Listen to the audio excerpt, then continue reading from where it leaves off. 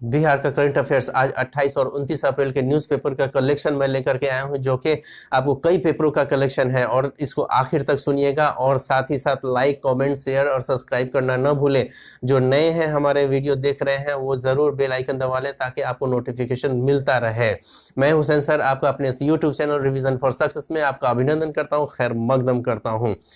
ये जो पढ़ाने से पहले, ये बताने से पहले, इसका एक्सप्लेनेशन करने से पहले मैं ये कहना चाहूँगा कि जो लोग को ये थोड़ा सा धुंधला अगर दिख रहा होगा तो क्वालिटी वाले में जाकर के, आपको सेटिंग में जाकर के क्वालिटी वाले में उसका थोड़ा सा रिजोल्यूशन बढ़ा लीजिए और आपको ये साफ दिखने लग जाएगा। और साथ ही साथ ये जो है मेरा ये पिछला जो वीडियो है 27 तारीख का वीडियो है, जिन लोगों ने नहीं देखा है वो भी आप मेरा पिछला जो कंटिन्यू आ रहा है उन सबको भी आप वॉच कर सकते हैं ताकि आपको ये कंटिन्यूटी आपकी बनी रहे। चलिए, और एक बात और मैं कहना चाहूँगा कि मेरा जो टेलीग्राम चैनल है, मैं यहाँ पर तो होलिस्टिक वे में बताता हूँ, ये पॉइंट्स दे करके बता रहा हूँ, थोड़ा होलिस्टिक बताने की कोशिश करता हूँ। लेकिन इसका एमसीक्यू भी मैं अपने Telegram channel revision for success 23 जो कि उसके ज़रिए मैं आपको दूंगा, अभी दिया नहीं हूँ। थोड़ा सा कुछ ये व्यस्तता है जिसकी वजह से मैं नहीं दे पा रहा हूँ, लेकिन मैं उसमें कंटिन्यू करूँगा। मेरा टेलीग्राम चैनल आपको मैं डिस्क्रिप्शन बॉक्स में उसका लिंक दे दूँगा, लिंक। चलिए, अब हम लोग आते हैं इसके ऊपर। पहला पॉइंट है आरटीपीएस में पटना राज्य भर में अव्वल। तो आरटीपीएस में पटना राज्य भर में अव्वल। पहले आरटीपीएस को हम लोग जान लें कि यानी कि right to public service. Right to public service यानी कि बिहार लोक सेवाओं का अधिकार अधिनियम, इसको हम लोग पहले जान लेते हैं और फिर उसके बाद क्यों पटना को आपको प्रथम पुरस्कार मिला उसके बाद जान लेते हैं। तो आपको ये जो है आपको बिहार लोक सेवाओं का अधिकार अधिनियम, ये बिहार सरकार ने आपको 15 अगस्त 2011 को इसको लागू किया था। लागू करने के पीछे कारण क्या था कि ये जैसे आम लोग हैं जिनको जैसे क्या है कि आपको जैसे ब्लॉक में जाते हैं, आपको अपना आय प्रमाण पत्र बनवाना हुआ या आपको जातीय प्रमाण पत्र बनाना हुआ या निवासी प्रमाण पत्र बनाना हुआ या राशन कार्ड हो गया, तो ये सब, या ड्राइविंग लाइसेंस हो गया, इसके लिए बिहार सरकार ने एक समय का निर्धारण कर दिया है कि इतने दिन में आपको आय प्रमाण पत्र मिल जाएगा। जैसे 10 दिन में आय प्रमाण पत्र मिल जाएगा, जैसे राशन कार्ड है वो 9 दिन में मिल जाएगा। तो इस टाइप का क्राइटेरिया किया हुआ है और उसके तहत आपको जो है, आप अगर कोई आवेदन करते हैं किसी भी प्रमाण पत्र के लिए तो आपको वो आवेदन उस दिन के अंदर ही आपको मिल जाएगा। और अगर नहीं मिलता है और आप शिकायत करते हैं तो आप शिकायत करते हैं तो उसके लिए आपको, चाहे वो कर्मचारी है चाहे वो अधिकारी है, उन सबको दंडित भी किया जाएगा। इस अधिनियम के तहत वो प्रावधान किया गया है। तो कितना लगेगा, तो वो 250 से लेकर के 5000 तक, चाहे वो कर्मचारी हो चाहे वो अधिकारी हो, उनको दंड मिलेगा। और अब हम लोग आते हैं कि आखिर पटना को प्रथम पुरस्कार क्यों मिला। ये आपको 38 जिला के अंतर्गत आपको पटना को क्यों प्रथम पुरस्कार मिला। तो पटना के जो जिलाधिकारी हैं यानी कि डॉक्टर चंद्रशेखर, तो डॉक्टर चंद्रशेखर जो है इसको बहुत अच्छे तरीके से क्रियान्वित किया था, यानी कि इम्प्लीमेंट जो है बहुत अच्छे तरीके से वो कर रहे हैं।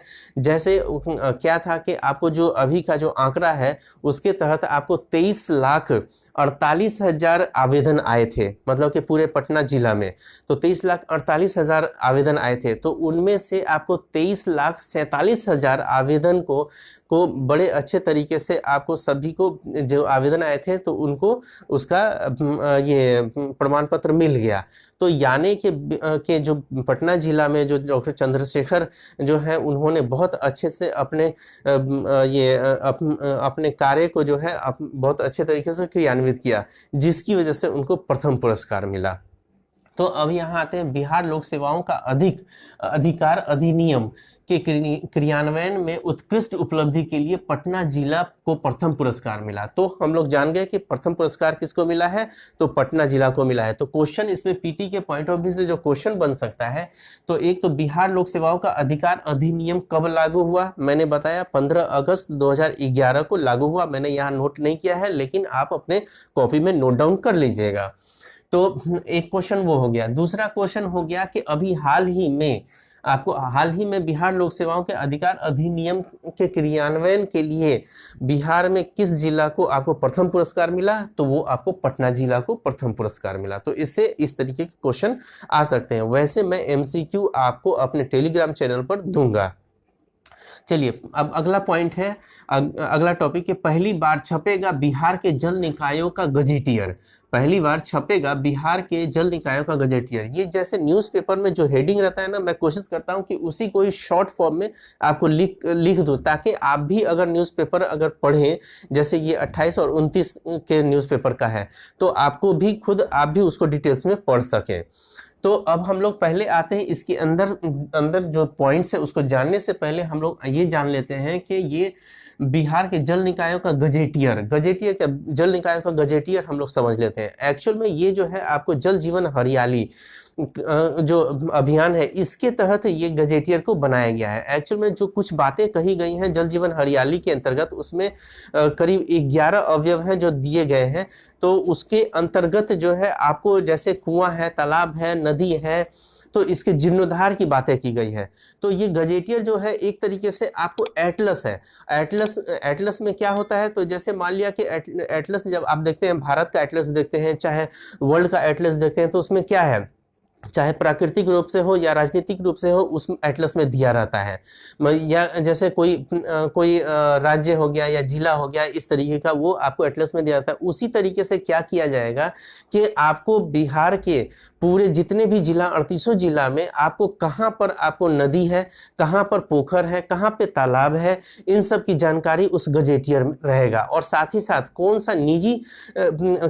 निजी हाथ में है, कौन सरकारी, जैसे सरकारी तालाब कौन सा है और निजी तालाब कौन सा है, इन सब सारी चीजों की पूरे डिटेल्स दिया रहेगा, जो कि आपको ये ऐसा करने वाला देश का पहला जो है राज्य है बिहार है।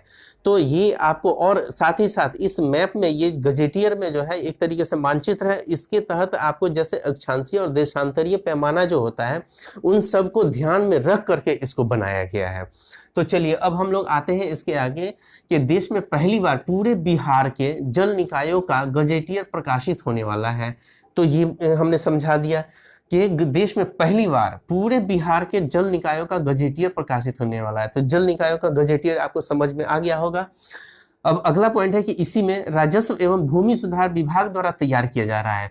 तो ये आपको बिहार के जल निकायों का गजेटियर जो है किस विभाग के जरिए आपको बनाया जा रहा है, तो आपको राजस्व एवं भूमि सुधार विभाग के द्वारा, राजस्व एवं भूमि सुधार विभाग के द्वारा आपको जल निकायों का गजेटियर बनाया जा रहा है। एक तरीके से ये एटलस भी कह सकते हैं, ठीक है।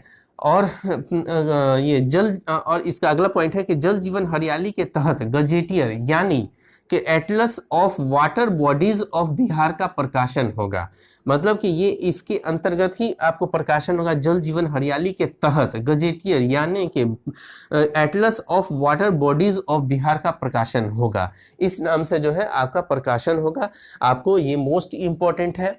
आप अगर एक तरीके से देखा जाए तो ये मेंस के पॉइंट ऑफ व्यू से भी इम्पोर्टेंट होगा। जो 69वीं वाले जो बीपीएससी पीटी वाले जो हैं, आप इसको मेंस के पॉइंट ऑफ व्यू से भी नोट डाउन करके रखिएगा, ताकि आपको मेंस, जब आप पीटी पास करके मेंस में जाएंगे तो आपको ये भी इंपॉर्टेंट होने वाला है। क्यों? क्योंकि आपको जल जीवन हरियाली के तहत जो है आपको इसको कोट करना होगा। साथ ही साथ जलवायु परिवर्तन वाला अगर कोई क्वेश्चन आता है मेंस के पॉइंट ऑफ व्यू से, वहां पर भी इसको कोट करना होगा।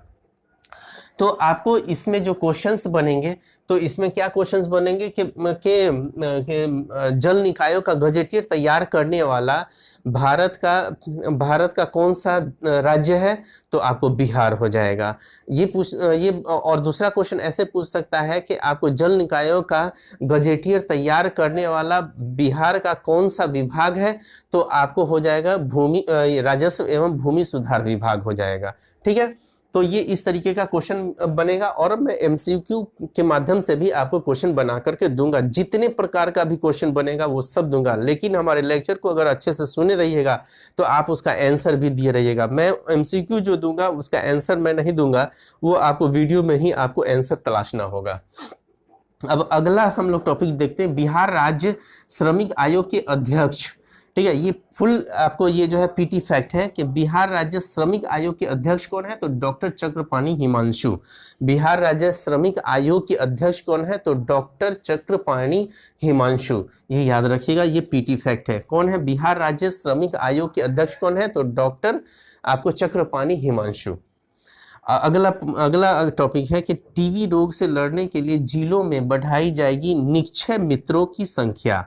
अब टीबी रोग से लड़ने के लिए जिलों में बढ़ाई जाएगी आपको क्या, निक्षय मित्रों की संख्या। अब हम लोग जानेंगे कि निक्षय मित्र क्या है, और ये पहले हम लोग जान लें कि ये जो टीबी रोग से जो निवारण के लिए ये भारत सरकार का जो आपको योजना है, यानी कि प्रधानमंत्री टीबी मुक्त भारत, तो इसके तहत ये जो है बिहार में इसका काम किया जा रहा है। और ये निक्षय मित्र जो है, निक्षय मित्र कौन है, तो निक्षय मित्रों की संख्या बढ़ाई जाएगी। यानी कि निक्षय मित्र में क्या है कि ये एक नाम दिया गया है जिसके तहत हम लोग एक व्यक्ति भी इसमें रजिस्टर्ड करवा सकते हैं, या एक जो गैर सरकारी संगठन है वो भी इसमें रजिस्टर्ड करवा सकते हैं, और साथ ही साथ आपको व्यावसायिक संस्थान भी है वो भी करवा सकते हैं। यानी कि हम टीबी के मुक्त करने के लिए जो सरकारी जो प्रयास किए जा रहे हैं उसके अलावा निक्षय मित्र के अंतर्गत जो आपको, चाहे वो ये गैर सरकारी संगठन हो, चाहे कोई व्यक्ति हो, चाहे वो आपको व्यावसायिक संस्था हो, तो ये लोग भी इसमें अपनी सहभागिता दे सकते हैं। तो उसी को ही निक्षय मित्र कहा गया है। अब हम लोग क्वेश्चन अगर इसको पूछा जा सकता है कि निक्षय मित्र क्या है, तो आप इसको कहेंगे कि टीबी रोग के समाधान के लिए ये एक व्यवस्था किया गया है।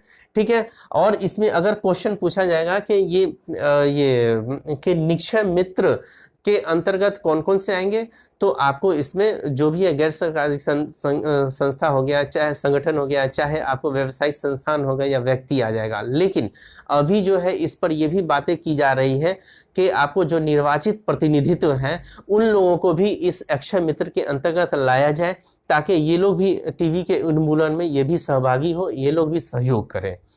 ठीक है। तो आपको ये इस तरीके से इसका क्वेश्चन आएगा। अब अगला है गुल्लक ज्ञान का पिटारा। गुल्लक ज्ञान का पिटारा नाम से पत्रिका जो है प्रकाशित होगी। तो ये गुल्लक ज्ञान का पिटारा, देखिए पहले भी क्वेश्चन आ गया है गुल्लक बैंक के बारे में, क्वेश्चन बीपीएससी ने पूछा है, और यहाँ क्या है, तो गुल्लक ज्ञान का पिटारा ये एक पत्रिका है। और ये पत्रिका जो है, इसको जानने से पहले हम लोग थोड़ा सा इसके बारे में समझ लें कि ये एक ऐसा पत्रिका है जिसके तहत बच्चों के पढ़ाई के साथ साथ अलग से उसका माइंड डेवलप हो, इसके लिए ये लाया गया है आपको, जो कि ये गुल्लक ज्ञान का पिटारा। इसके अंतर्गत जो है, ये पत्रिका के अंतर्गत क्या होगा, तो इतिहास की जानकारी होगी, दर्शन की जानकारी होगी, कला की जानकारी होगी, विज्ञान की जानकारी होगी, इन सारी चीज़ों का जानकारी इसके अंतर्गत होगा, जो कि आपको उसके अध्ययन के अलावा इसकी जानकारी दी जाएगी। और ये जो इस पत्रिका के माध्यम से, ये पत्रिका जो कहाँ रहेगा, तो ये माध्यमिक और उच्च माध्यमिक जो सरकारी जो स्कूल है उसके आपको लाइब्रेरी में, यानी कि पुस्तकालय में रहेगी। तो अब हम आते हैं इसके अंतर्गत क्या क्या बातें हैं। तो गुल्लक ज्ञान का पिटारा नाम से पत्रिका प्रकाशित, इसमें राज्य के माध्यमिक व उच्च माध्यमिक स्कूलों के पुस्तकालय में रखा जाएगा इस किताब को। और महिला एवं बाल विकास निगम द्वारा प्रकाशित पहली बार बाल साहित्य के रूप में। अब देखिए महिला एवं बाल, इसका क्वेश्चन क्या ये बन सकता है, तो गुल्लक ज्ञान का पिटारा ये पत्रिका जो है किसके जरिए प्रकाशित किया जाएगा, तो महिला एवं बाल विकास निगम के द्वारा प्रकाशित किया जाएगा। दूसरा, ये पहली बार बाल साहित्य पत्रिका जो है ये पहला है, ये भी ध्यान में रखिएगा।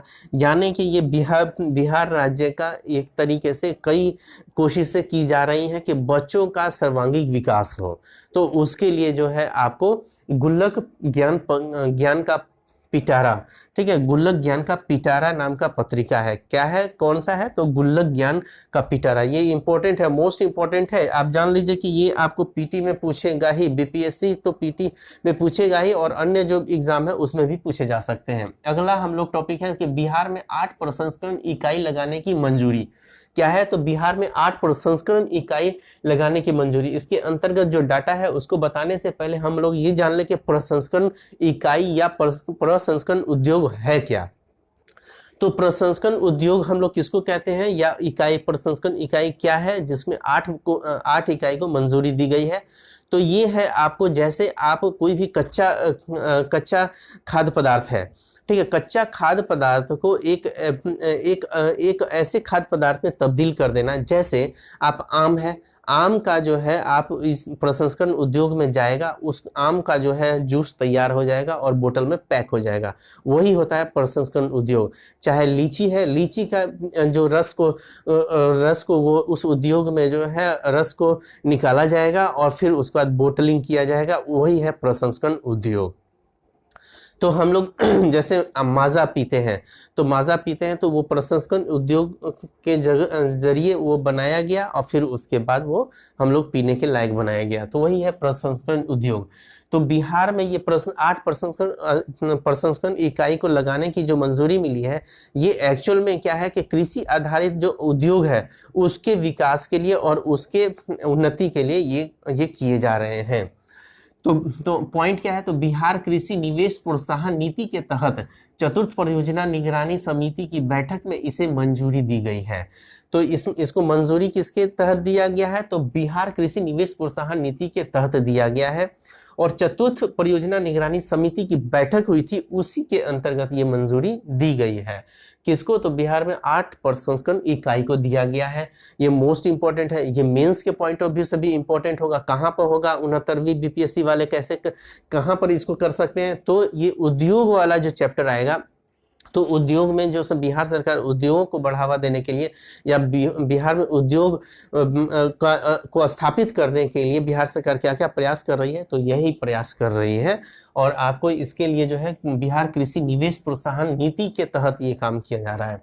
अब हम लोग आते हैं कि ये जो 8 प्रसंस्करण उद्योग जो है बिहार के किस किस जिला में और कितना उद्योग खोला जाएगा, तो जिला हो गया मुजफ्फरपुर में आपको 3 उद्योग, मुजफ्फरपुर में 3 उद्योग खोला जाएगा ये प्रसंस्करण इकाई जो है या उद्योग, तो 3, और दरभंगा में 2, औरंगाबाद, पटना और गया में आपको 1-1 खोला जाएगा, यानी कि टोटल 8 हो गए। तो कौन कौन, मुजफ्फरपुर में, फिर औरंगाबाद में, फिर पटना में, फिर औरंगाबाद, पटना, गया और दरभंगा में, यानी कि टोटल आपको 8 है। यानी कि मुजफ्फरपुर में 3 इकाई खुलेंगे, फिर दरभंगा में 2 इकाई खुलेंगे, औरंगाबाद, पटना और गया में 1-1 इकाई खुलेगा। तो इसका क्वेश्चंस कैसे बन सकता है कि अभी हाल ही में बिहार कृषि निवेश प्रोत्साहन नीति के तहत कितने प्रसंस्करण इकाइयों की मंजूरी की गई है, तो 8, ठीक है। और पूछ सकता है कि अभी हाल ही में 8 प्रसंस्करण इकाई की मंजूरी जो दी गई है उनमें सबसे ज़्यादा किस जिले में मंजूरी दी गई है, उद्योग खोले जाएंगे, तो आपको मुजफ्फरपुर में 3। फिर उसके बाद पूछा जाएगा इनमें से कौन बिहार में अभी हाल ही में 8 प्रसंस्करण उद्योग की इकाई गठित करने की मंजूरी हुई है, इनमें से कौन नहीं है, और ये दे देगा, कोई और दूसरा दे देगा और नहीं पूछ देगा, तो ऐसे करके आप बना लेंगे। इसका भी MCQ आपको मिलेगा। अब अगला जो पॉइंट है, अगला टॉपिक है 75 साल का हुआ पटना रेडियो। ये पूरी प्योर जो है PT फैक्ट है। 75 साल का हुआ पटना रेडियो, यानी कि सन 1948 में पटना रेडियो की स्थापना हुई थी। 26 जनवरी को हुआ था। देश के तत्कालीन गृह मंत्री सरदार वल्लभ भाई पटेल के द्वारा पटना में किया गया था। तो पटना रेडियो की स्थापना कब हुई, तो 1948 में हुई, 26 जनवरी को ही ध्यान में रखिएगा। और किनके जरिए किया गया, तो सरदार वल्लभ भाई पटेल के जरिए किया गया। तो ये मोस्ट इंपॉर्टेंट है, इसको याद रखिएगा PT के पॉइंट ऑफ व्यू से। और फिर उसके बाद और किशनगंज राज्य के दूसरे वेटनरी कॉलेज इसी सत्र में पढ़ाई शुरू। ये अगला टॉपिक है। अगला टॉपिक जो है आपको, जो बिहार में दूसरा वेटनरी कॉलेज कहाँ पे स्थापना किया गया है, तो किशनगंज में किया गया है। पहला कहाँ है, तो पटना में है। ध्यान में रखिएगा, किशनगंज में है राज्य का दूसरा वेटनरी कॉलेज। पहला कहाँ है, पटना में है, इसको याद रखिएगा। और ये पेठिया, किशनगंज में पेठिया में स्थित कलाम कृषि कॉलेज परिसर में है। कहाँ है ये, आपको जो दूसरा वेटनरी कॉलेज किशनगंज में जो खोला गया है, किस परिसर में खोला गया है, तो पेठिया में जो है आपको डॉक्टर कलाम कृषि कॉलेज परिसर में खोला गया है। ठीक है। अब आ जाते हैं अगला पॉइंट, 9वां पॉइंट में। राज्य में पहली बार 9 गायों के नस्ल संवर्धन को अपनाई गई आईवीएफ तकनीक। यानी कि आपको जो ये 9 गायों के नस्ल के संवर्धन के लिए जो तकनीक अपनाया गया है आईवीएफ तकनीक, वो बेगूसराय में जो है, बिहार का बेगूसराय में 9 गायों के गर्भाधान के लिए आईवीएफ तकनीक यानी कि इन विट्रो फर्टिलाइजेशन अपनाया गया है। इन विट्रो फर्टिलाइजेशन यानी कि इसको बाहर में निषेचन किया जाएगा और फिर उसके बाद गर्भ में बिठा दिया जाएगा। तो ये जो है आपको 9 गायों के साथ ऐसा किया जा रहा है, बेगूसराय में किया जा रहा है। ये मोस्ट इंपॉर्टेंट है, ये ध्यान में रखिएगा। अगला जो 10वां पॉइंट है, आईआईटी पटना ने रिसर्च एंड डेवलपमेंट को लेकर के राइनेट सॉल्यूशन के साथ करार किया है। देखिए अभी हम लोग पिछले वीडियो में भी हम लोगों ने आईआईटी पटना के जरिए जो है आपको एक समझौता हम लोगों ने पढ़ा था, जो कि आपको अमेरिका की कंपनी थी।